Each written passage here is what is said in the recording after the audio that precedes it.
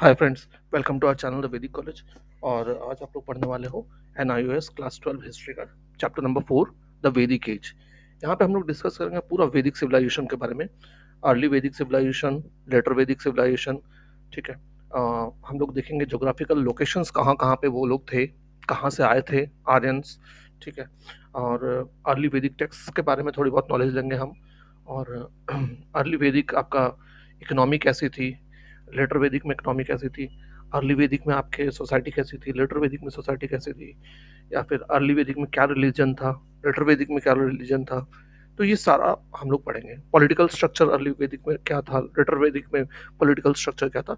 ये आपके major topics हैं पढ़ने के लिए इस चैप्टर में। ठीक है, फटाफट कंप्लीट करेंगे। बहुत ही आसान सा चैप्टर है, सबको बहुत डिफिकल्ट लगता है हमेशा से ये चैप्टर।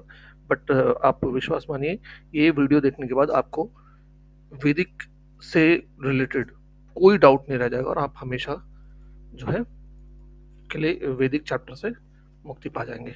आप आराम से इसको देखिए सिर्फ। ठीक है, देखने के बाद एक बार वीडियो को देखने के बाद आप इसको पढ़ भी जरूर लेना। एक से दो बार वीडियो देख के किताब को पढ़ भी लेना, आप देखोगे आपको और भी ज्यादा दिमाग में छप जाएंगी चीजें। ठीक।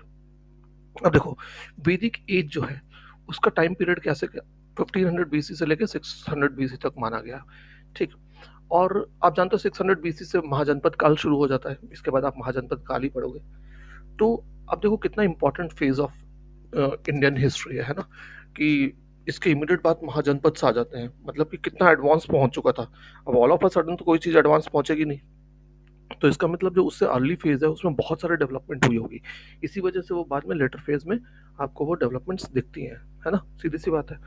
और आप जानते हो, इससे पहले हमने हड़प्पन कल्चर पढ़ा, और हम देखते हैं कि हड़प्पन कल्चर कहीं ना कहीं 1900 BC के आसपास में डिक्लाइन करना शुरू हो जाता है। और जो मेजर सेटलमेंट्स थे वहाँ से लोग निकल करके बाहर की तरफ स्प्रेड होना शुरू होते हैं, और हमें बहुत सारे अलग अलग जगहों पे रूरल सेटलमेंट्स देखने को मिलते हैं। खास करके ईस्टर्न साइड में, है ना, ईस्ट इंडिया की तरफ बढ़ने तरफ। ठीक है, ईस्ट इंडिया प्लस डेक्कन की तरफ भी। ठीक। इसी टाइम पीरियड में हमें एविडेंस मिलता है कि कुछ नए लोग भी अराइव होते हैं इंडिया में, और उनको बोला जाता है आर्यंस। ठीक है, आर्यंस, इंडो आर्यंस बोल सकते हो आप। ये हड़प्पा रीजन के आउटस्कर्ट्स में पहले ये आके बसते हैं, फिर धीरे धीरे धीरे ये मर्ज कर जाते हैं जो लोकल इंडिजिनियस पीपल थे उनके साथ। और इन्होंने जो है, अब देखो, रिटन कल्चर तो हड़प्पा में भी था, है ना, स्क्रिप्ट थी उनकी। हालांकि अनफॉर्चुनेटली अभी तक वो स्क्रिप्ट को हम लोग डेसिफर नहीं कर पाए, तो हम उसके बारे में उतना जान नहीं पाए हैं। वरना अगर जिस दिन भी डेसिफर होगी लैंग्वेज, हड़प्पन लैंग्वेज, हम और भी बहुत कुछ जानेंगे हड़प्पा के कल्चर के बारे में। ठीक है। खैर, लेकिन हम वैदिक कल्चर के बारे में बहुत कुछ जानते हैं क्योंकि वेद्स लिखे गए थे उस जमाने में, है ना। और वेद्स कहीं ना कहीं संस्कृत लैंग्वेज को यूज करके लिखा गया, और जो आज तक अ, पढ़ाई जा रही है। तो हम वैदिक कल्चर के बारे में बहुत कुछ जानते हैं। और ये one of the earliest text available है ह्यूमन काइंड्स की, है ना, जो आज भी बची हुई है। तो बहुत ही इंपॉर्टेंट सोर्स ऑफ हिस्ट्री है हमारे लिए। वैदिक टेक्स्ट से ही शुरू करते हैं सबसे पहले। वेद का मतलब क्या होता है? वेद का अगर आप लिटरली करोगे तो उसका लिटरल मीनिंग होता है विद। विद का मतलब होता है टू नो, है ना। तो वेद क्या है? सैक्रेड नॉलेज है जो टेक्स्ट फॉर्म में अ, रखी गई है ना।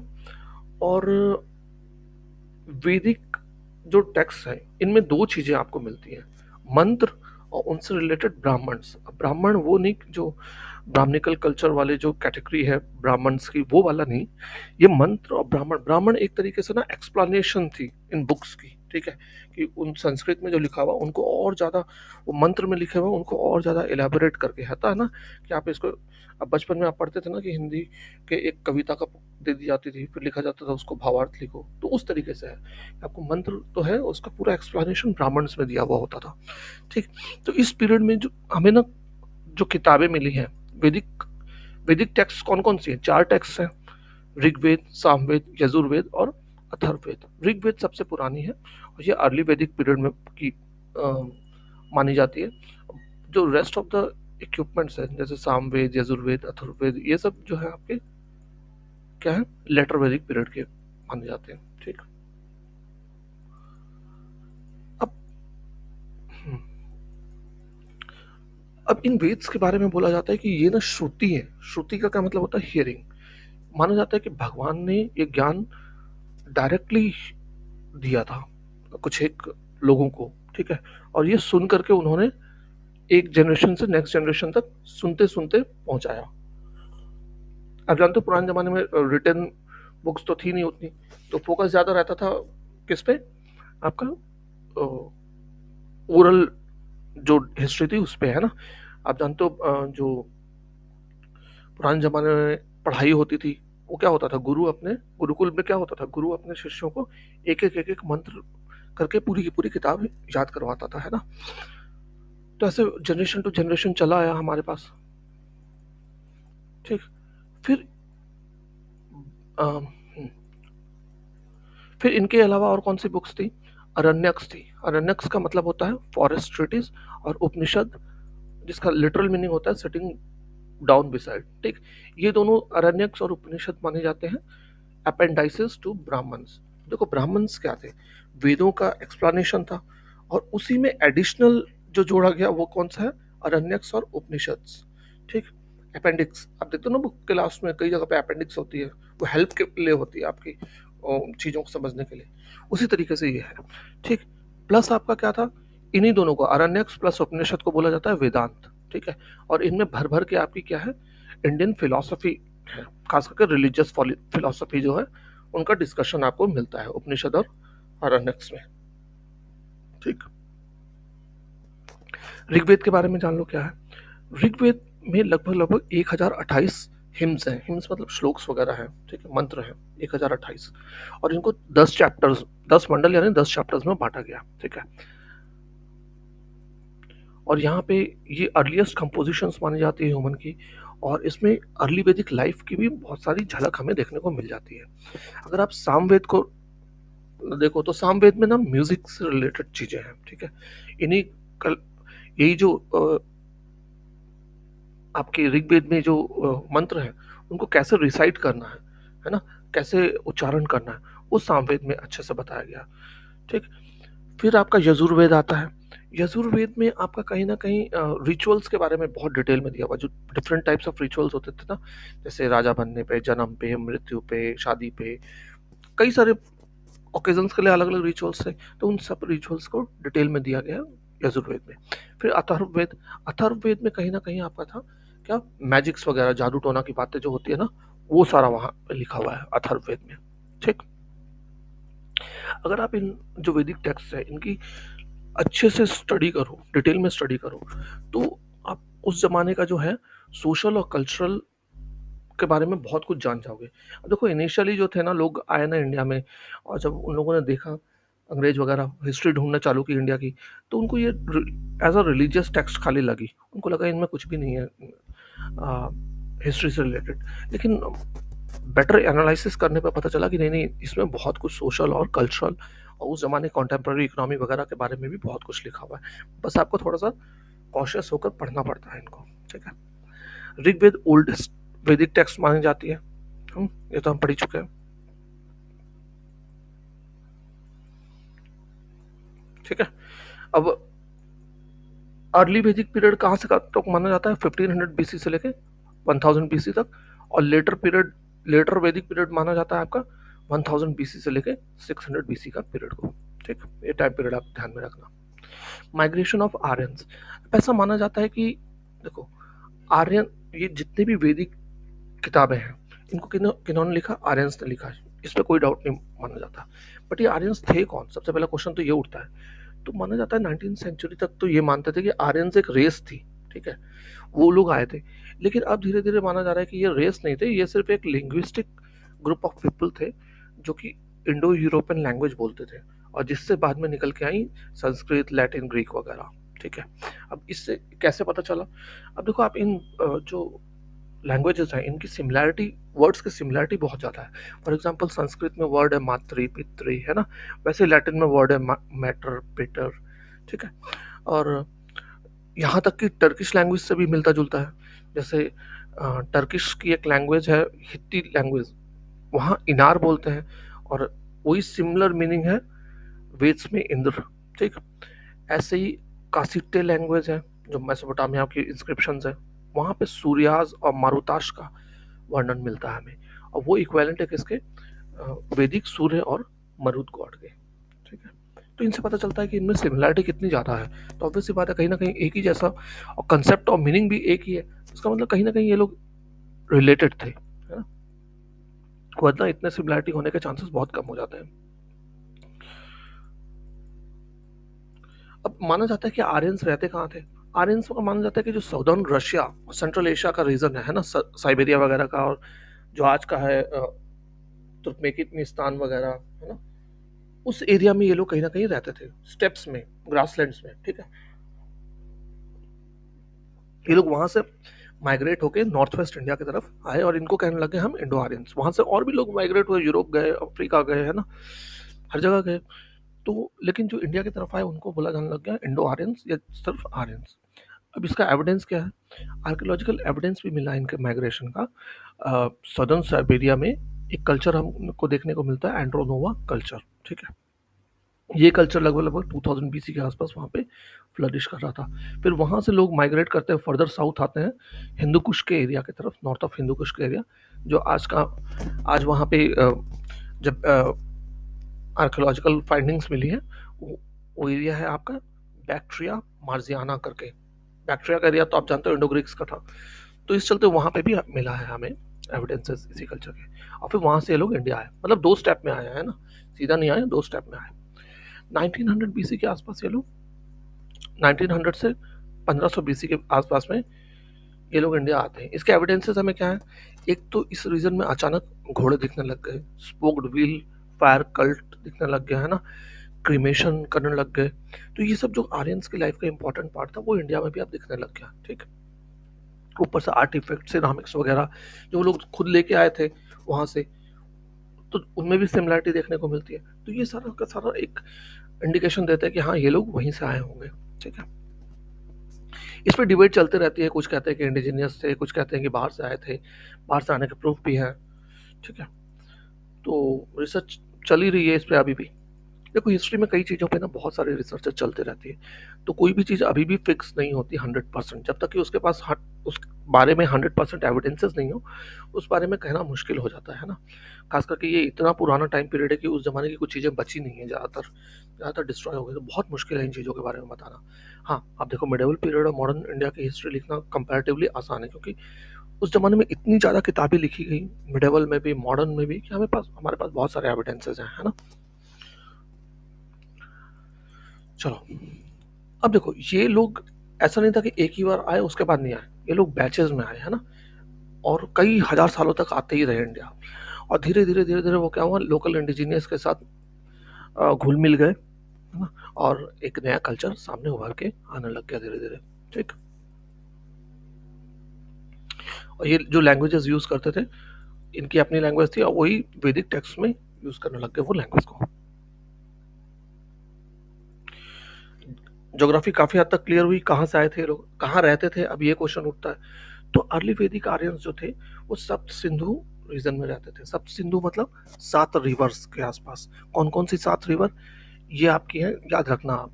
सिंधु नदी, जो ऋग्वेद में लिखा हुआ है कि, नदियों का नाम वो आपको याद रखना है ना। सिंधु नदी, वितास्ता नदी, वितास्ता को आजकल हम लोग झेलम बोलते हैं।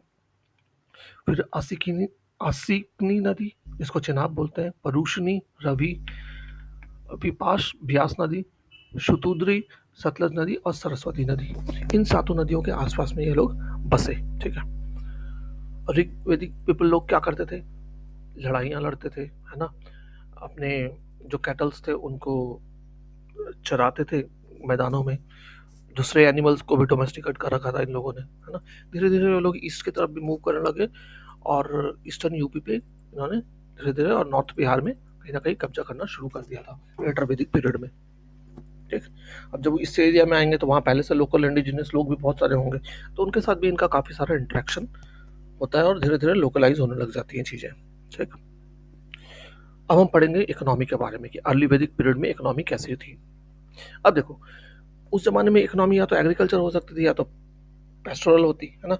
एग्रीकल्चर उतना ज़्यादा डेवलप हुआ नहीं था, तो पेस्टोरल इकोनॉमी मेनली है। ठीक है, पेस्टोरलिस्ट थे ये लोग। कैटल रियरिंग इनका मेन ऑक्यूपेशन था। कैटल कौन कौन सी? गाय भैंस है ना, शीप गोट हॉर्सेस, इनसे इनको क्या मिलता था? मिल्क मीट मिलता था। ठीक है। हम्म, अब क्या है, बहुत सारे रिलेटेड ना हमें गाय से रिलेटेड मिलते हैं। गो, हिंदी उसमें लिखा हुआ है वैदिक टेक्स्ट में, काउ को गो के नाम से लिखा हुआ है। अब देखो, जो वेल्दी पर्सन होता था उसको बोला गया ऋग्वेद में गोमत। ठीक है। डॉटर को बोलते थे दुहित्री। दुहित्री का मतलब होता है जो मिल्क को, काउ का मिल्क को निकालता है ना, उसको दुहित्री बोलते हैं। फिर एक और वर्ड सामने आता है, गवशेना। गवशाना, गवेशाना, इसका मतलब होता है सर्च फॉर काउस। लेकिन इसको यूज किया जाता था इस वर्ड को बैटल के लिए। ठीक है। क्योंकि बैटल्स के लिए, कैटल्स के लिए बहुत सारी लड़ाइयाँ होती थी। या तो ये दूसरों से आके छीनते थे, या तो लड़ाई करते थे बचाने के लिए। और इनका मानना था कि काऊ से ही सब कुछ इनको मिल जाता है। ये बहुत सारी प्रेयर करते थे कि हमें जो कैटल है उनका नंबर बढ़े, क्योंकि उनकी लाइफ ही उस पर डिपेंडेंट थी। तो इन सारे वर्ड्स की प्रीडोमिनेंस से हमें लगता है कि कहीं ना कहीं कैटल ब्रीडिंग ही उनका मेजर इकोनॉमिक एक्टिविटी था ऋग्वेदिक आर्यंस का। ठीक है। एग्रीकल्चर की भी नॉलेज थी इनको, क्योंकि देखो ये कल्चर कब डेवलप हुआ है, आपका न्यूलॉजिक पीरियड के बाद डेवलप हुआ है, तो ऑब्वियस सी बात है कि एग्रीकल्चर की नॉलेज तो थी इनको। लेकिन पेस्टोरल एक्टिविटीज इनको डोमिनेट करती थी अर्ली वैदिक पीरियड वाले लोगों को, एज कम्पेयर टू एग्रीकल्चर। ठीक। रीजन भी था, ये लोग स्टीप की तरफ रहते थे, है ना, ग्रासलैंड में रहते थे, उस एरिया में इन लोग ज़्यादातर अपना जानवर ही पालते थे उस एरिया के लोग। तो इसी चलते वो यही कल्चर लेके आए यहाँ भी। एग्रीकल्चर को ये लोग सेकेंडरी तौर से देखते थे, और ये क्या प्रोड्यूस करते थे? यव प्रोड्यूस करते थे। यव को आज की डेट में तो हम बोलते हैं जौ या बार्ले, लेकिन उस जमाने में इस वर्ड का जो था, जनरली बोलते थे सीरियल्स के लिए ना, सारे दाल चावल वगैरह के लिए ये यव ही बोलते थे। तो ये कहना मुश्किल हो जाता है देखो कि वो लोग कौन कौन से सीरियल खाते थे, है ना, थोड़ा सा मुश्किल हो जाता है। फिर साथ में ये लोग और क्या करते थे? हंटिंग करते थे, कारपेंट्री करते थे, tanning, weaving, chariot making, metals मेल्ट्री, मतलब धातु भी पिघलाते थे, है ना। और फिर इन आइटम्स के बदले में वो क्या करते थे? बार्टर करते थे एक जगह से दूसरी जगह, और चीजों को ले लेते थे। ठीक है।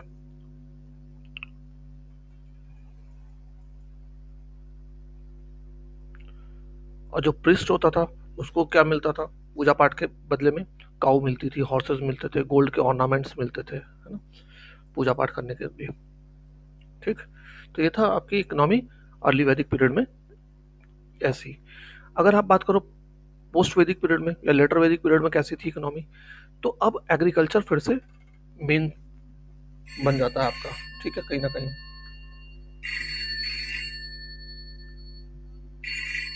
एग्रीकल्चर आपका मेन टॉपिक बन जाता है फिर से। ठीक है। और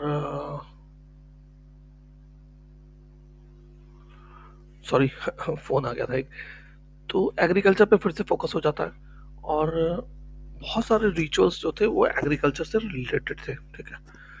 और हमें जो टेक्स्ट अवेलेबल है उनसे पता चलता है कि जो प्लो था उसमें योग जो होते थे वो 6 से 8 भैंसों के साथ ये लोग चलाते थे। ठीक है। बफेलो को भी इन्होंने डोमेस्टिकेट कर लिया था, क्योंकि देखो बफेलो जो था बहुत ही इंपॉर्टेंट एनिमल है। वो क्या करता था, जो स्वैम्पी एरिया, कीचड़ वाला एरिया ना, वहाँ बड़े आराम से चल जाती है भैंस। तो इस चलते इन्होंने बफेलो को भी कहीं ना कहीं यूज करने लग गए थे। इंद्र जो गॉड थे, अब उनको लॉर्ड ऑफ द प्लो भी बोला जाता था, मतलब हल का देवता भी माना जाने लग गया। ठीक। वे लोग बहुत सारे प्लेंटी ऑफ फूड आइटम्स को उगाने लग गए थे अब। ठीक है। पहले बार्ले था, अब तो बार्ले के अलावा ये लोग wheat, rice, pulses, lentil, millet, sugarcane वगैरह सब उगाने लग गए थे। ठीक।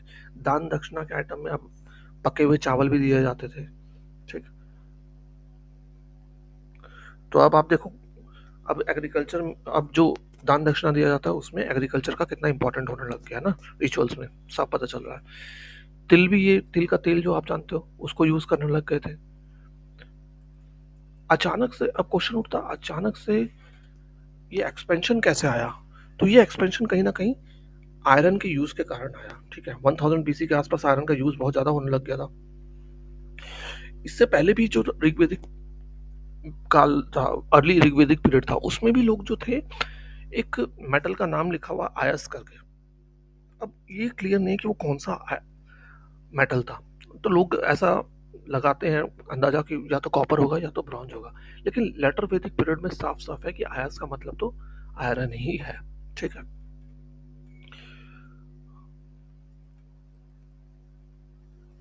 और लेटर वैदिक पीरियड के जो लिटरेचर है उसमें मेंशन भी है कि आयरन का यूज शुरू हो गया था 1000 बीसी के आसपास में, ठीक।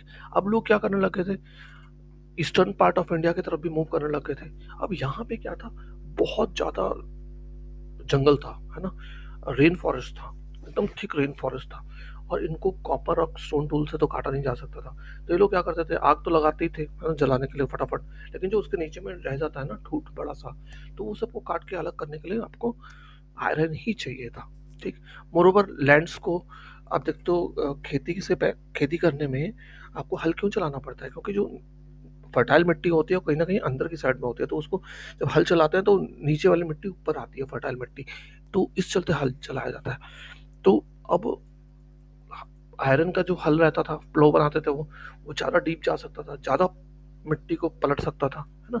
तो और ज़्यादा फर्टाइल सॉइल ऊपर आएगी तो और ज़्यादा प्रोडक्शन बढ़ेगा, प्रोडक्शन बढ़ा तो आपकी पॉपुलेशन बढ़ी, पॉपुलेशन खूब ज़्यादा बढ़ती है इस बारे में।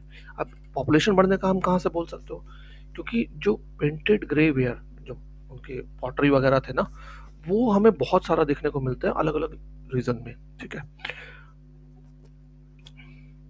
जैसे जैसे टाइम बीतने लग गया, फिर इन लोगों को सीजन की भी जानकारी होने लग गई, इरिगेशन की बेटर हो गई, है ना, क्या क्या फर्टिलाइजर वगैरह डालना है, तो फर्टिलाइजर तो होता नहीं था, मैनुअर होता था, है ना, कि किस तरीके से आप फर्टिलिटी बढ़ाओ सॉइल की, तो खाद वगैरह कैसे डालना है वो भी सीख गए ये लोग, ठीक है। धीरे धीरे करके अब जो छोटे छोटे गांव थे वो कहीं ना कहीं धीरे धीरे बड़े होने लगे, कुछ एक एरिया, तो हमें कुछ एक एरियाज दिखते हैं बड़े बड़े, हस्तिनापुर, कौशंबी वगैरह लेटर वैदिक वैदिक पीरियड में, ठीक। अभी ये बड़े टाउन नहीं बन पाए थे, लेकिन हाँ इनमें थोड़ा मोड़ा करेक्टरिस्टिक आने लग गया था, जैसे कि यहाँ चीफ्स होने लग गए थे, प्रिंसेस रहते थे, प्रिस्ट रहते थे, आर्टिजन्स रहते थे, ठीक है। और ये लोग तो एग्रीकल्चर का काम नहीं करते थे ना, एग्रीकल्चर का काम कौन करता था, पीजेंट्स वगैरह करते थे। अब पीजेंट वॉलेंटरली देते थे इनको, अपनी मर्जी से देते थे खाने पीने की चीज़ें, या तो इनवॉलेंटरली देते होंगे, इस बारे में क्लैरिटी नहीं है, ठीक। तो ये थी आपकी इकोनॉमी लेटर वैदिक पीरियड की, ठीक। अब हम लोग देखेंगे सोसाइटी कैसी थी अर्ली वैदिक पीरियड की। देखो हर टॉपिक का ना ऐसे पढ़ रहे हैं हम, पहले अर्ली वैदिक पीरियड में देख रहे हैं, फिर हम लेटर वैदिक पीरियड में देख रहे हैं उसका कंपैरिजन, ठीक। तो अब हम सोसाइटी को पढ़ेंगे, सोसाइटी कैसी थी अर्ली वैदिक पीरियड में और लेटर वैदिक पीरियड में। पहले अर्ली वैदिक पीरियड की बात करते हैं। फैमिली बेसिक यूनिट होता था, है ना, पैट्रियार्कल नेचर में था, मतलब पितृसत्तात्मक था, है ना। मैरिजेस नॉर्मली मोनोगैमी थी, लेकिन पॉलीगैमी भी बहुत सारी थी, कई लोग मल्टीपल शादियां भी करते थे, ठीक। मैरिजेस मैच्योरिटी पे ही होती थी, बचपन में कोई शादियां नहीं होती थी, ये बड़ी बात है। और जैसे आज भी प्रैक्टिस होता है, वाइफ जाती थी हस्बैंड के घर पे, ठीक। फैमिली का जो फैमिली का होता है ग्रुप, एक ग्रुप, है ना, आज भी होता है ना, एक गोत्र के लोग, क्लैन मतलब गोत्र हो गया आपका, या विश भी बोलते थे उसको।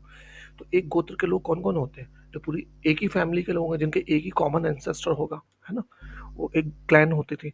और क्लैंस को मिलाकर के एक ट्राइब बनती थी, या उसको जन बोलते थे, ठीक। और जन क्या था, लार्जेस्ट सोशल यूनिट था, ठीक है। गोत्र के तो लोग एक दूसरे से ब्लड रिलेशन के थे, क्योंकि सेम एंसेस्ट्री के थे, है ना। लेकिन ट्राइब में क्या था, ट्राइब में तो ब्लड रिलेशन नहीं था, ट्राइब की मेंबरशिप सिर्फ और सिर्फ बेस्ड ऑन बर्थ होती थी, नहीं कि बेस्ड ऑन रेसिडेंस, ठीक। जैसे मेंबर ऑफ भारत ट्राइब, उनको भरत्स कहते थे, ठीक है। तो इसमें कोई टेरिटरी नहीं थी कि कौन सी टेरिटरी में वो रहते हैं। ऋग्वेदिक सोसाइटी ना मेजरली सिंपल थी और इगैलिटेरियन सोसाइटी थी। इगैलिटेरियन का मतलब होता है सब बराबर, ठीक है, इक्वल। इगैलिटेरियन मतलब इक्वल होता है। अब ये वर्ड आप याद रखो, है ना, क्योंकि देखो अब आप बेसिक वर्ड्स नहीं लिख सकते हो, आप बड़ी क्लास में आ गए हो तो आपको ये वर्ड्स याद रखने पड़ेंगे। तो उस जमाने की सोसाइटी कैसी थी, इक्वलिटेरियन और सिंपल सोसाइटी थी, ठीक है। ऑक्यूपेशन ऐसा नहीं था कि बर्थ से ही डिसाइडेड था कि तुमको ये काम करना है, सोनार बनना है या फिर तुमको प्रिस्ट बनना है या राजा ही बनना है या सैनिक ही बनना है। ऐसा कुछ भी नहीं था उस ज़माने में। और फैमिली के मेंबर्स अपनी अपनी कैपेबिलिटी के हिसाब से अपना अपना प्रोफेशन चुनते थे। ठीक है।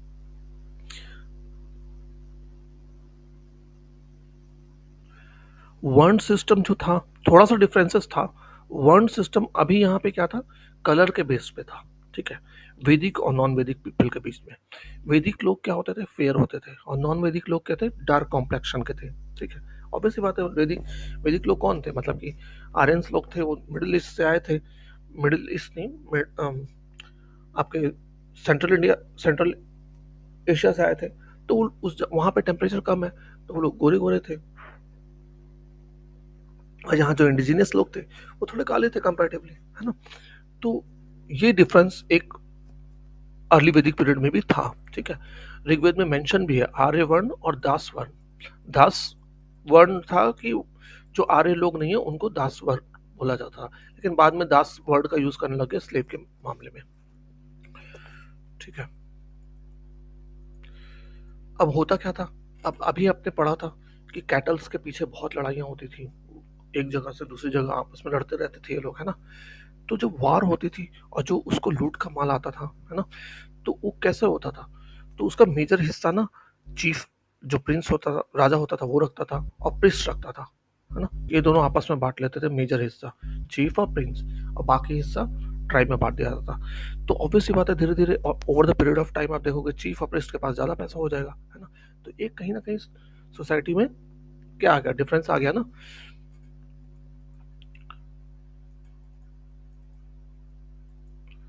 सोसाइटी कैसे बटी हुई थी, वॉरियर, प्रिस्ट और ऑर्डिनरी पीपल, तीन सेक्शन में बटी हुई थी। शूद्र कैटेगरी एकदम ऋग्वैदिक पीरियड के एंड में आता है, अर्ली ऋग्वैदिक पीरियड के एंड में आता है ये चीज। ठीक है। डिवीजन इतना ज्यादा शार्प नहीं था। ठीक। और इससे ये हमें कैसे पता चलता है, ऋग्वेद की एक पोएम लिखी हुई है उसमें, वहीं से पता चलता है। एक आदमी लिखता है कि मैं पोएट हूँ, मेरे फादर फिजिशियन है, और मेरी मदर स्टोन पे स्टोन ग्राइंड करती है। ठीक है। तो इससे पता चल रहा है कि एक ही घर के जो लोग हैं अलग अलग काम करते थे। तो कहीं हेरिडेटरी नहीं था ये, है ना, प्रोफेशन जैसा बाद में चल के प्रोफेशन हेरिडेटरी बन गया। औरतों की बड़ी रिस्पेक्ट थी, है ना, और उनकी एक प्रॉपर एज होने पे ही शादी होती थी, और वो जिसको चाहे अपनी मर्जी से हस्बैंड चुन सकती थी। और यहाँ तक कि जो सभा समिति होती थी वहाँ पे भी उनको आने की परमिशन थी, वहाँ आके वो डिस्कशन कर सकती थी, अपने विचार रख सकती थी। ठीक है। तो ये था आपका अर्ली वैदिक सोसाइटी कैसी थी। अब हम देखेंगे लेटर वैदिक सोसाइटी में क्या चेंजेस आ गए। यहाँ पे बहुत सारे चेंजेस हमको देखने को मिलते हैं। सबसे पहले तो है आपकी कि फैमिली तो अभी भी बेसिक यूनिट थी, लेकिन अब देखो अब ये क्या हो रहा था, काफी टाइम निकल चुका था, है ना। वो 1500 से लेके 1000 BC तक आपका अर्ली वैदिक पीरियड चला। अब लेटर वैदिक पीरियड आ गया है 500 साल के बाद। अब यहाँ पे क्या था, ज्वाइंट फैमिलीज रहने लग गई, तीन तीन चार चार जनरेशन एक साथ रहता था। ठीक है। लेटर वैदिक पीरियड में इसके सबूत हमें कहाँ से मिले हैं, कि आपका अतरंजी खेड़ा हुआ, अही छत्रपुर हुआ, वेस्टर्न यूपी में, वहाँ पे एक ही घर में खूब सारे चूल्हे मिले हैं। ठीक है। तो साफ पता चलता है कि हाँ भाई, बड़ी फैमिली को फीड करने के लिए काफ़ी सारे चूल्हे होंगे साथ में। गोत्र सिस्टम डेवलप कर दिया गया। इसका मतलब ये था कि एक ही गोत्र के जो लोग हैं वो सब कॉमन एंसेस्टर के हैं, और सेम गोत्र में शादी नहीं होती थी, वो तो आज भी नहीं होती है ना। मोनोगेमस मैरिजेस ही थी, है ना। लोग अपने ही ट्राइब में शादियां करते थे, बाहर के ट्राइब में शादी नहीं करते थे। पॉलीगैमी फ्रीक्वेंट हो चुका था अब थोड़ा बहुत। ठीक है। अब काफी पहले मोनोगैमी था, पॉलीगैमी बहुत कम था, अब पॉलीगैमी ज्यादा होने लग गई थी लेटर वैदिक पीरियड में। ठीक है। वुमेन्स पे बहुत सारे रेस्ट्रिक्शंस आ चुके थे अब। कुछ एक टेक्स्ट में तो ये तक लिखा हुआ है, वुमन की स्थिति लेटर वैदिक पीरियड में बहुत ही बदल चुकी थी। ठीक है। मतलब आप कह सकते हो बहुत गिर गई थी वुमन की पोजीशन। लेटर वैदिक पीरियड में आप देखोगे वुमन को बुरी आदतों में काउंट किया जा रहा है, जैसे जुआ खेलना, शराब पीना। इसी तरीके से औरत को उल्टा तक बुला दिया गया है। ठीक है। ये तक लिखा गया है कि अ, घर में बेटी होना मतलब सब सोर्स ऑफ सॉरोज है, सोर्स ऑफ ऑल सॉरोज। मतलब क्या है कि अगर घर में आपकी बेटी है तो सारे दुख की जड़ वही है। ठीक। पहले औरतें क्या करती थी, मीटिंग्स में जाके पार्टिसिपेट कर सकती थी, अब बिल्कुल उनको पार्टिसिपेशन का कोई अधिकार नहीं दिया गया था। ठीक है। फिर अब वन सिस्टम भी आ गया था सोसाइटी में, चार वन सिस्टम, जैसा कि आप जानते हो आज की डेट में ब्राह्मण, क्षत्रिय, वैश्य, शूद्रास। ठीक है। सैक्रिफाइसेस और रिचुअल्स अब बहुत फ्रिक्वेंटली होते थे। ठीक है। बहुत ज़्यादा जल्दी जल्दी कराए जाते थे सैक्रिफाइसेस और रिचुअल्स। इससे क्या होगा, जितने ज़्यादा रिचुअल्स होंगे ब्राह्मण्स को उतना ज़्यादा डोनेशन मिलेगा, वो उतना ज़्यादा पावरफुल होंगे। और कहीं ना कहीं रिचुअल्स कराने का मकसद ये भी था कि जो राजा वगैरह होते थे ना, उनको अपने लेजिटिमेसी दिखानी होती थी। ठीक है। अपनी पावर दिखानी होती थी लोगों पर। वो क्या करते थे, अब दूर दूर के लोगों तक को बुलाया जाता था अपने, जब वो यज्ञ वगैरह करते थे। यज्ञ तो आप जानते हो कितने टाइप के यज्ञ थे, है ना, राजस्व यज्ञ, अश्वमेध यज्ञ वगैरह। तो वो जब होता था तो वो बहुत सारा ट्रिब्यूट भी देते थे ब्राह्मण्स वगैरह को। ठीक। इवन छोटे छोटे चीज़ों में अब रिचुअल्स बहुत ज़्यादा होने लग गए। बच्चा हुआ तो किसी की डेथ हुई तो दुनिया भर के रिचुअल, शादी ब्याह के रिचुअल्स, है ना, एग्रीकल्चर, बोने से बोने से पहले रिचुअल्स होते थे, आपके काटने पर रिचुअल्स होते थे, दुनिया भर के रिचुअल्स, पूजा पाठ होती रहती थी हमेशा। और उसके लिए दुनिया भर का पैसा दिया जाता था ब्राह्मण्स वगैरह को। तो ब्राह्मण्स की बहुत ही ज़्यादा, मतलब आप कह सकते हो कमाई हो रही थी उस जमाने में। ठीक। शूद्र वंश, और सबसे ज्यादा लोग कौन थे, आपके वैश्य लोग थे। वैश्य क्या करते थे, ज्यादातर ट्रेड में थे, एग्रीकल्चर से रिलेटेड थे, आर्टिसिनल एक्टिविटीज में थे, है ना। और क्षत्रिय और ब्राह्मण्स कहीं ना कहीं ट्रिब्यूट्स पे डिपेंडेंट थे। गिफ्ट, ट्रिब्यूट किस फॉर्म में, या तो गिफ्ट के फॉर्म में, या तो टैक्स पे करते थे। और ये कौन करते थे, वैश्य ही ज्यादा करते थे। और फोर्थ पॉइंट जो था शूद्रास, वो बॉटम ऑफ द हायरार्की था। वो सिर्फ सर्विसेज देता था इन लोगों को, है ना, काम करता था इनके यहाँ, छोटे मोटे काम जैसे धोबी का काम या फिर सफाई का काम, ये सब काम करते थे। या खेत में काम कर रहे हैं, तो सारे काम शूद्र लोग करते थे। ठीक है। इनको पढ़ाई वढ़ाई का भी अधिकार नहीं दिया जाता था चौथे वर्ण के लोगों को। ठीक है। तो कहीं ना कहीं इनकी पोजीशन और भी बुरी होती चली गई लेटर वैदिक पीरियड में। और इसी को बोला जाता है beginning of the concept of ritual pollution, कहीं ना कहीं। ठीक। फिर और वैदिक पीरियड में और आगे बढ़े तो आश्रम सिस्टम भी आया। ठीक। आश्रम सिस्टम में क्या है, ब्रह्मचार्य, आप जानते हो डिफरेंट स्टेजेस होता है आश्रम। ब्रह्मचार्य स्टूडेंट लाइफ, फिर गृहस्थ हाउस होल्ड लाइफ, फिर वनप्रस्थ हर्मिटेज, और उसके बाद बाद में और जोड़ दिया गया इसमें कौन सा, स- संन्यास जोड़ दिया गया, है ना। तो इस तरीके से जो आपका वर्ण सिस्टम था वो कहलाने लग गया वर्ण आश्रम धर्म कहलाने लग गया। ठीक। तो आपने सोसाइटी के बारे में भी जान लिया, है ना। सोसाइटी के बारे में हमने क्या पढ़ लिया, आपका अर्ली वैदिक पीरियड और लेट वैदिक पीरियड दोनों की सोसाइटी पढ़ ली। इससे पहले हमने क्या पढ़ा था, इकोनॉमी के बारे में पढ़ा था, अर्ली वैदिक इकोनॉमी, लेटर वैदिक इकोनॉमी, सोसाइटी पढ़ लिया। अब हम रिलीजन के बारे में थोड़ा सा पढ़ते हैं। रिलीजन कैसा था अर्ली वैदिक पीरियड में, लेटर वैदिक पीरियड में। अर्ली वैदिक पीरियड में रिलीजन जो था, आप देखो ऋग्वेद मेजर सोर्स ऑफ पूजा पाठ का था, है ना। ऋग्वेद से ही यूज करते थे लोग, जो भी हिम्स थे वो ऋग्वेद में मेंशन थे, तो उसी को यूज करके भगवान को खुश करने की कोशिश करते थे लोग।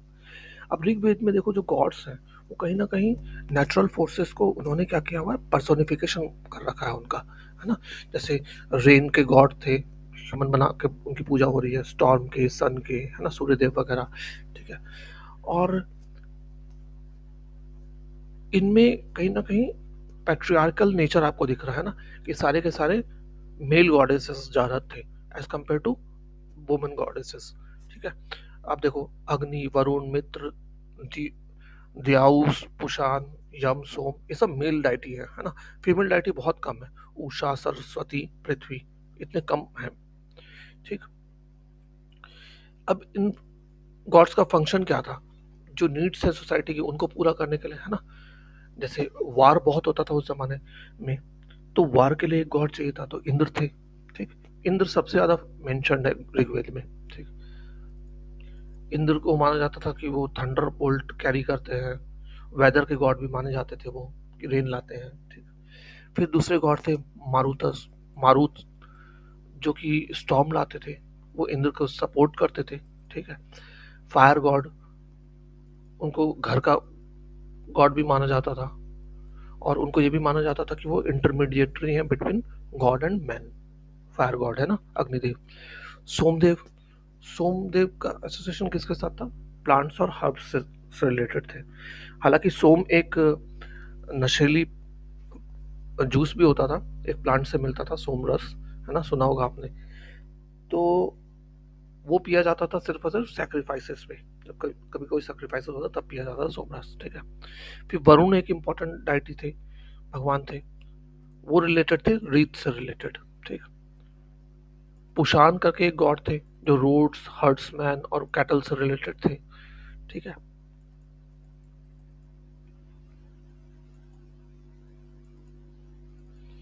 तो इन भगवानों को खुश करने के लिए आए दिन यज्ञ सेक्रीफाइसेस होते रहते थे, है ना। और ये सेक्रीफाइसेस कौन करता था? चीफ करता था। परफॉर्म कौन करता था? प्रिस्ट करता था, है ना। गॉड को पूजा पाठ की जाती थी ताकि उनको जो पूजा करवा रहा है उसको रिवार्ड मिल सके, है ना। जैसे रिवार्ड क्या मिलेगा? वॉर में सक्सेस मिल सके, संतान हो उसकी, है ना, जो उसके कैटल वैटल हैं उनमें वृद्धि हो, या उसके जीवन लंबा हो, यही सब होता था। और ये सब कराने से ब्राह्मणों को क्या मिलता था? दान दक्षिणा मिलता थी खूब सारी, क्योंकि उन्हीं को नॉलेज थी मेनली, वैदिक टेक्स्ट वगैरह की नॉलेज ब्राह्मणों की थी, तो वही करा ही सकते थे, तो उनको खूब मिलता था दान दक्षिणा, ठीक है। हालांकि आप देखो, इंटायर वैदिक फेज में लोगों ने टेम्पल का कंस्ट्रक्शन नहीं किया, किसी स्टैचू की वर्शिप नहीं होती थी, ठीक है। लेकिन अब ये लेटर वैदिक पीरियड में बदल जाती है ये सारी चीजें, ठीक। लेटर वैदिक पीरियड में कैसे था आपका रिलीजन? देखो, अब लेटर वैदिक पीरियड में आपने पहले ही पढ़ा कि एग्रीकल्चर बहुत ही डोमिनेंट हो चुका था, है ना। अब एग्रीकल्चर की बहुत ज्यादा इंपॉर्टेंस आ चुकी थी, तो अब गॉड एंड गॉडेस भी बदल चुके थे with time, period of time, है ना। पहले, अब जो आर्यन लोग थे वो काफी लंबे समय से इंडिया में रहने लग गए, तो जो लोकल डाइटीज थे उनको भी उन्होंने अपने इनकॉर्पोरेट कर लिया, है ना, अपने उसमें भगवानों में। तो लेटर वैदिक पीरियड में हमें विष्णु और रुद्र का कॉन्सेप्ट भी देखने को मिलता है। हालांकि विष्णु ज्यादा हमें इंपॉर्टेंट देखने को मिलते हैं। विष्णु के अवतार्स के बारे में कोई मेंशन नहीं किया गया है वैदिक टेक्स्ट में, ठीक। अब जो यज्ञ वगैरह थे, अब इनकी फ्रीक्वेंसी और ज़्यादा बढ़ गई, ठीक है। और जो यज्ञ होता था उसके एंड में बहुत सारे एनिमल्स की बलि भी दी जाती थी, सेक्रीफाइस किया जाता था। बलि देना मतलब उनको जान से मारना नहीं होता था, डोनेशन वोनेशन करना होता था, है ना। ये क्या नाम है आपका, ब्राह्मण्स वगैरह को डोनेशन के, आप जानते ही हो, गोदान वगैरह किए जाते थे बहुत ज्यादा, है ना। बलि भी देने जाती थी, लेकिन डोनेशन भी बहुत किया जाता था एनिमल्स का, ठीक। अब ब्राह्मण्स तो चाहते ही थे कि खूब यज्ञ वगैरह हो, क्यों, उनको दान दक्षिणा मिलती थी खूब सारी, तो वो क्यों मना करेंगे। और यज्ञ कौन कौन से होते थे? यज्ञ होता था अश्वमेघ, वाजपेयी, राजस्व वगैरह। अब इनके बारे में आपने महाभारत रामायण में भी खूब सुना, अश्वमेघ वगैरह के बारे में, यज्ञ के बारे में ना। घोड़ा छोड़ देते थे और जिसने रोका फिर उससे लड़ाई, वो एरिया उनका हो जाता था, कोई नहीं रोके तो, है ना। तो यज्ञ करने का जो मकसद होता था वो दो था। एक, कि जो करवा रहा है उसकी अथॉरिटी लोगों पे हो, है ना, लोग उसको मान लें कि हाँ भाई ये राजा है हमारा और हम इसके अंडर हैं। दूसरा था कि टेरिटोरियल टेरिटरीज जीती जाए, ठीक। मैंने बताया ना, अश्वमेध यज्ञ क्या होता था, अश्व छोड़ दिया था, उसके साथ सेना चलती थी, और जिसने उसके घोड़े को रोक लिया उसके साथ लड़ाई होती थी। फिर अगर तो जीत गए तो वो टेरिटरी भी उनकी, और नहीं जीते तो अलग बात हो गई,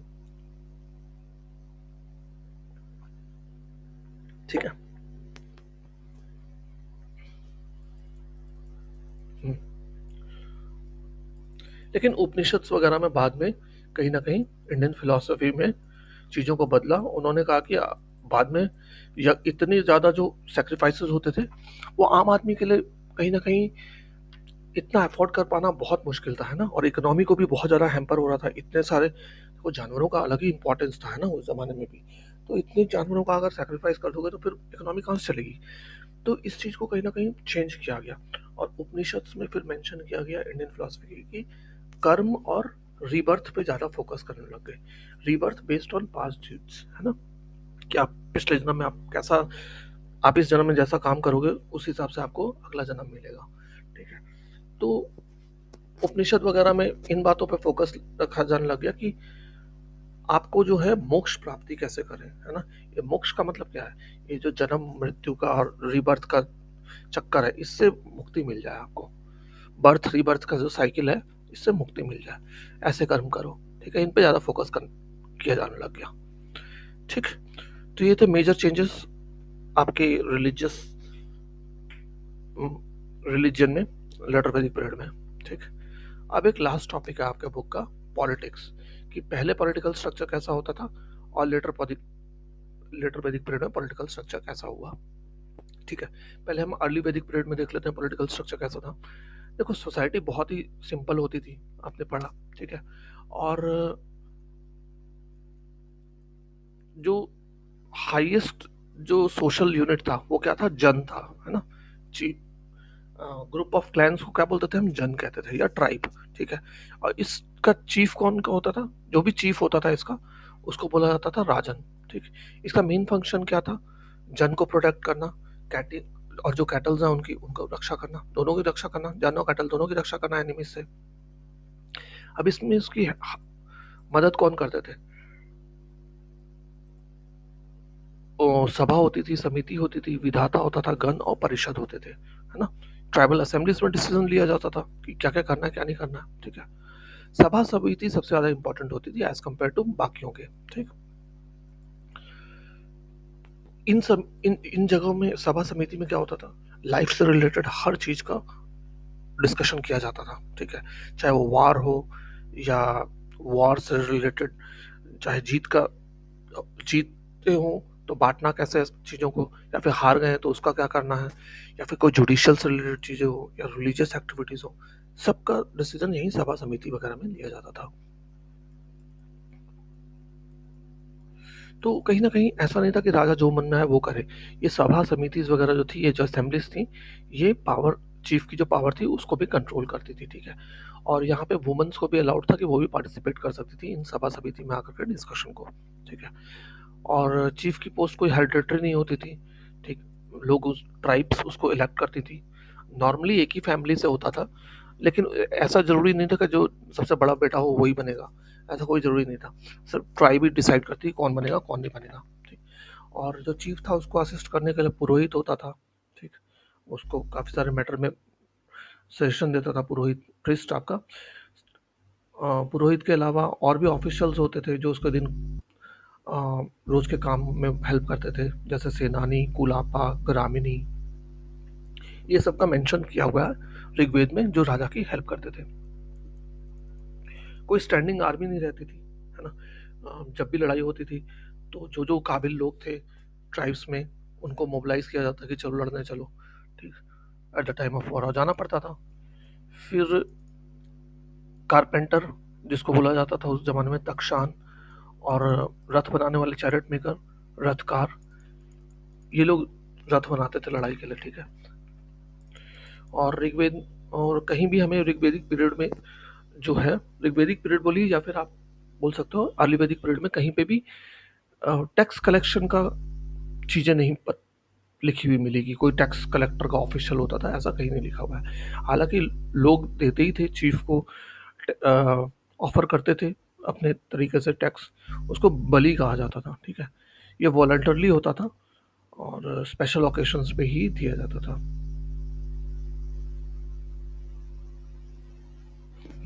ठीक है, तो ये था आपका कहीं ना कहीं अर्ली वैदिक पीरियड में पॉलिटिकल सिस्टम ऐसा था। ठीक, बहुत ही सिंपल सा था। लेटर वैदिक पीरियड में पॉलिटिकल सिस्टम क्या है, थोड़ा सा चेंज होगा, है ना। 500 साल का टाइम हो गया, धीरे धीरे धीरे धीरे बहुत सारे चेंजेस देखने को मिलेंगे हमें। तो सबसे ज्यादा तो चीफ का जो था ना, उसकी पोजीशन में चेंज आता है कि वो बहुत ज्यादा स्ट्रांग हो जाता है। ठीक है, अब जो था टेरिटोरियल आइडिया गेन करने लग गया था, टेरिटरी इंपॉर्टेंट होने लग गई थी। पहले क्या था, लोग टेरिटरी पे इतना ध्यान नहीं देते थे, है ना, लोग इंपॉर्टेंट होते थे। लेकिन अब लोग तो इम्पोर्टेंट थे अब, लेकिन पॉपुलेशन बढ़ने लग गई थी तो उनको टेरिटरीज चाहिए थी। टेरिटरी क्यों चाहिए थी? क्योंकि हर ट्राइब चाहता था कि हाँ भाई उनको अच्छी फर्टाइल लैंड मिले, है ना, वो उस पर रखे, ज़्यादा ज़्यादा ज़्यादा से ज़्यादा उपजाऊ मिट्टी उनके हाथ में रहेगी तो ज़्यादा प्रोडक्शन मिलेगा, वो आराम से ज़िंदगी काट सकेंगे, है ना। हर कोई यही चाहता था। तो इस चलते लड़ाई झगड़े थे, तो हर कोई टेरिटरी गेन करना चाहता था बेटर वाली, ठीक है। अब जो पहले क्या था, असेंबलीज वगैरह होती थी, वो राजा पे बहुत कंट्रोल रखती थी, बट अब धीरे धीरे ये लॉजिकल नहीं रह गया था, क्योंकि देखो अगर इतने सारे सबके सब आकर के सभा समिति वगैरह में बैठे और सब अपना अपना आइडिया देंगे, तो फिर राजा तो कोई डिसीजन ले ही नहीं पाएगा, है ना। तो फिर कहीं ना कहीं राजा को ज़्यादा पावर दी गई कि तुम ही डिसीजन लो, और जो असेंबली का उस पर कंट्रोल था वो कम हो जाता है, ठीक है। और जो चीफशिप था वो भी कहीं ना कहीं हेरिडेटरी बना दिया जाता है, ठीक। एक राजा को अब डिवाइन नेचर बताने लग गया, कि वो बताने लगे कि हाँ भाई भगवान का रूप बताने लग गए उसको, ठीक। लिटरेचर में ही बताने लगे। इसमें कहीं ना कहीं ब्राह्मण का भी हाथ था, ठीक है, क्योंकि ब्राह्मण जी सारा कोरोनेशन वगैरह कराते थे उनका। कोरोनेशन मतलब राज्याभिषेक वगैरह जो कराते थे, है ना, वाजपेयी राजस्व यज्ञ वगैरह जो होता था, तो इससे उनको लेजिटिमाइज किया जाता था कि हाँ भाई ये सही में इनको भगवान ने चुना हुआ है। इससे रिलेटेड और भी चीजें हैं, आप बड़ी क्लासेस में जाओगे तो आप देखोगे कि जब ये यज्ञ होते थे वाजपेयी राजस्व वगैरह, तो ये दिखाने के लिए कि ये राजा को भगवान ने ही चुना है, क्या होता था, रथ की रेसिंग कराई जाती थी, उसमें वही जीतता था, ठीक है। या फिर डाइसेस का गेम होता था, उसमें भी वही जीतता था, डेलिबरेटली जिता दिया जाता था उसको, छिड़खान सेटिंग करके आप जो कहते हो, ठीक है, ताकि लोगों को लगे कि हाँ हाँ ये बिल्कुल सही है और ये भगवान का ही चुना हुआ है, ठीक है। फिर इसकी मदद के लिए अब ऑफिसर्स अपॉइंट किए जाने लग गए, एडमिनिस्ट्रेशन बनाने लग गए, है ना, ताकि उसको एडवाइस दे सके। कुछ एक लोग, पहले क्या करता था वो सभा में बैठता था सबसे राय लेता था, अब वो हटा दी गई चीजें। अब उनमें उनमें से कुछ लोगों को राजा चुनता था, ठीक है, और वो उसके मिनिस्टर टाइप में रहते थे और वो उसको एडवाइस करते थे। अब एक छोटी मोटी आर्मी भी रखी जाने लग गई, ठीक, क्योंकि अब पॉपुलेशन बढ़ गई थी तो आर्मी भी रखना जरूरी था। और टैक्सेस भी लगा दिए गए, बलि जिसको बोला था, बलि शुल्क भाग, ठीक है, जो लोगों को देना होता था। चीफ्स जो होते थे नॉर्मली क्षत्रिय वर्ण के होते थे, और ब्राह्मण्स उनको सपोर्ट करते थे, ठीक। तो ये सारे एलिमेंट्स कहीं ना कहीं आप देख रहे हो धीरे धीरे महाजनपद जनपद काल की तरफ जा रहा है ना। अब राजा हो गया, राजा के मंत्री हो गए, एक छोटी मोटी आर्मी भी बनने लग गई, टैक्सेस भी कलेक्ट करने लग गए। तो अब धीरे धीरे कहीं ना कहीं वो जनपद काल की तरफ बढ़ना चालू हो गया। और आप देखते हो कि 6th सेंचुरी बीसी तक तो लेटर वैदिक पीरियड ही है, और 6th सेंचुरी बीसी के ऑनवर्ड्स आप देखते हो कि नॉर्थन इंडिया में आ जाता है आपका महाजनपद काल, है ना, 16 महाजनपद सामने आते हैं, तो वो कहीं ना कहीं इसी की देन था, ठीक। तो ये था आपका पूरा चैप्टर, होप आपको पूरा समझ आ गया हो। मैंने पूरी कोशिश की है पूरे डिटेल में आपको समझाने की, कहीं पे कोई भी पॉइंट नहीं छोड़ा। कुछ डाउट रह जाए तो आप प्लीज़ कमेंट करिए, हम पूरी कोशिश करेंगे आपको हेल्प करने के लिए। और मिलते हैं अगले वीडियो में अगले चैप्टर के साथ। Thanks for watching. जय हिंद।